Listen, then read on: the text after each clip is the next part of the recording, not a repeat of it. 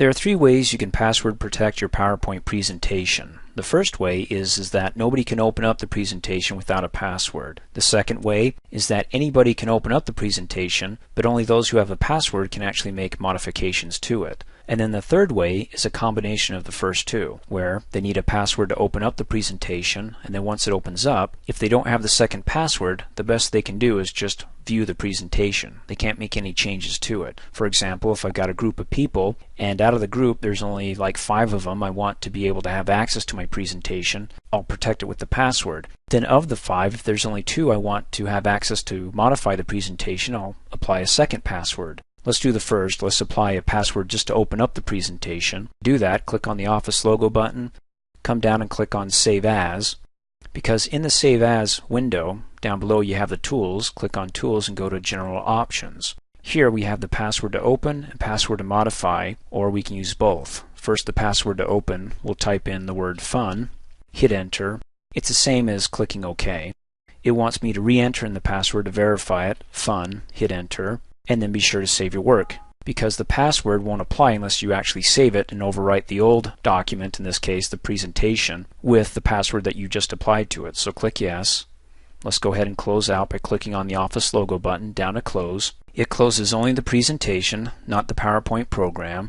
So if it's still up and running, I can click on Office logo, come down here to my recent documents. It was Comments, click on it. Now it's asking me for a password, fun, hit enter, opens up.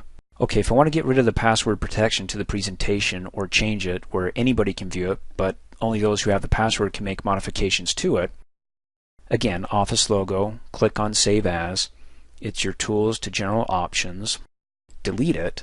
Right now, if I had it blank and I clicked OK and I click Save and I replaced the old document where it required a password and say yes, well, then Office logo to close. When I try to Office logo to open it back up, I don't need the password. Now what we want to do is Office logo to Save As, Tools to General Options, and let's test the second one here where it's password to modify. We'll type in won, W-O-N, as in I win.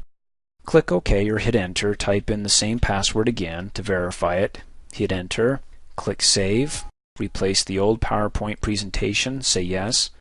Now we'll Office logo to close, Office logo to reopen the recent document. Okay, do you have the password? Because if you don't have the password, you can't modify it. The best you can do is just click on Read Only. So if I don't have the password, click on Read Only, it opens up and it locks all the editing features up at the top on the ribbon.